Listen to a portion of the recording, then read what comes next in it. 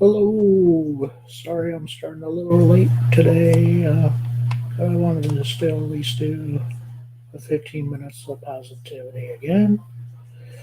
Um, and yeah, I just wanted to go over, just a few things that I will present uh, for today on 15 minutes of positivity. Let me see if I can find it here. Um, what am I looking for? Good question.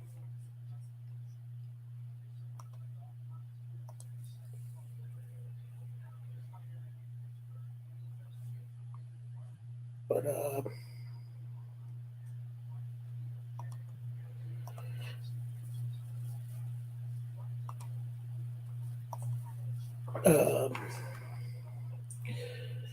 let me look.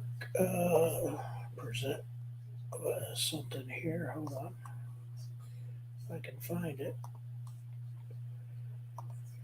Share screen. Okay, the first thing I want to talk about is this article on, and I'll share it. CBR.com that says Erica Ortegas is Star Trek's first true hotshot pilot.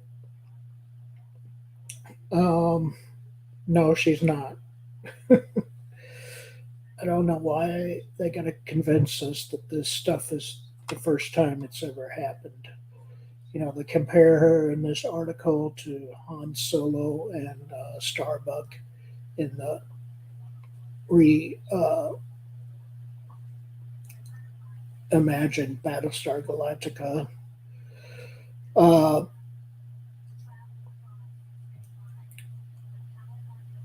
and, they say why Lieutenant Eris, Erica Ortega's might be just be Star Trek's best pilot. Okay, well, now they're saying that she might be, and not that she is, like they say up here in the article. So now they're already changing their tune because now they realize, yeah, she's not the best pilot ever. Um, sorry about that.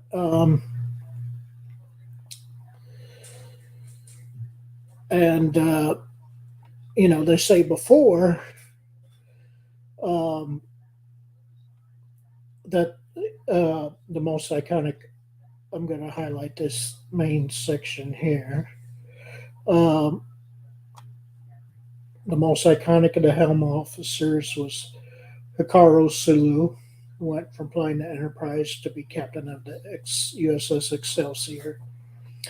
Um, so, yes, in the original Star Trek, Sulu and Chekhov were the main two people who piloted the ship. Um, were they hot shots? Not necessarily, but they still performed, you know, admirably. And then it says during Next Generation, both Geordie LaForge and Wesley Crusher were at the helm. Um, were the most frequent helm officers. Well, Geordie became an engineer basically starting with season two, and then it was basically, if I'm right, Wesley and Data were the helm officers mainly then. Um, so if anybody's going to be a hot shot pilot, it's going to be Data because he's an android. Okay, and then they said DS9 did not really have a dedicated helm officer save for Lieutenant Michael, whose role resembled Tyler's. And they're talking about um,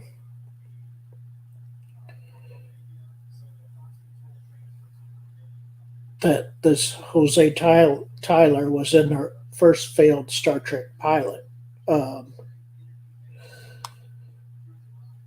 so now they go on to say the closest Star Trek got to a hotshot pilot before Ortega's was probably Voyager's Tom Paris. However, most of the fancy flying that he did took place in on the Delta Flyer, which is true. You know, I mean, you know, and especially in the award-winning episode "The Threshold" when he turns into a silly salamander. So, although all the helm officers are competent, even skilled, none of them are hot shots. Erica Ortegas is, though, and she knows it. Yeah, just because she thinks that she is a hot shot does not make her a hot shot, if you ask me. So that's that article for one. So yeah, I thought well, that is very very interesting. Um, so now let me share my screen again and go to the next article that I wanted to show, if I can find it, hopefully. If not, I'm not going to worry about it too much, but I thought I had it still pulled up somewhere. Oh boy.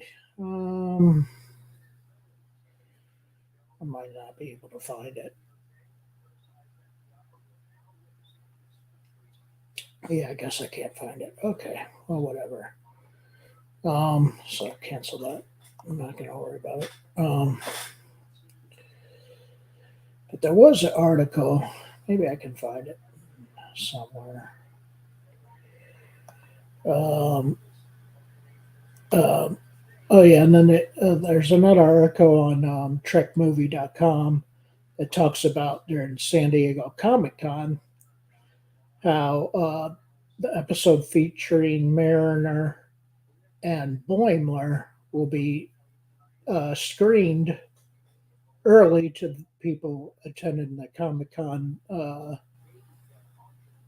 this coming weekend on the 22nd of July. So in 3 days at 1:30 p.m. Pacific time. So if you go into San Diego Comic Con, you'll be able to screen the episode early, and then I guess we normal people will get it the following Thursday, I would imagine. Um, so yeah, that's I think the article that I wanted to mention next. I'll show it real quick. Get this presented. Share screen. Uh, so yeah, that's right here. Uh, Again on TrekMovie.com, full Star Trek Strange New Worlds Lower Decks crossover episode to debut early at the Comic Con. And so that's basically how they're going to take up time. I guess at least about an hour's worth of time about by just showing the episode. So yeah, I'll just stop sharing that. Um, so those were the two main ones, unless I can find it again. Let me see. Maybe I can. Guess we'll see if I can find it or not. Let me start closing some stuff up. Because I thought I had something else pulled up, but I might have accidentally closed it down or something. Um, who knows? But anyway.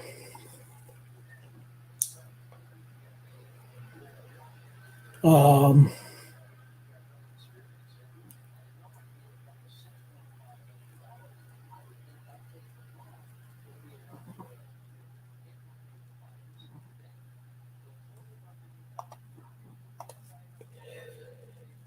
So yeah, otherwise, I'm trying to see if there's anything else real quick.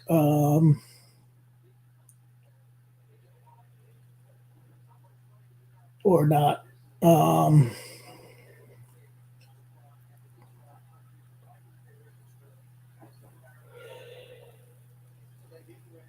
or if there's any. Oh yeah, the other story, and I can't find it now, is how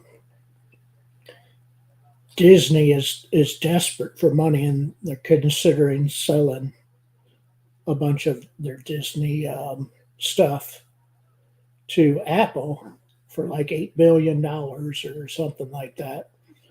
And now, because of what the president, the current president of Disney said, and everything, people who are there are thinking, "Oh my God, we're going to lose our jobs and stuff like that." And I'm sure a bunch of people will if it happens and Apple buys whatever Disney's going to let them buy, I guess. Um, so we'll see what's going to happen with that. But yeah, Disney is basically trying to sell Apple as much of its stuff as it can get away with selling. So that's all I wanted to say for today. And thank you for watching and listening, as always. Goodbye.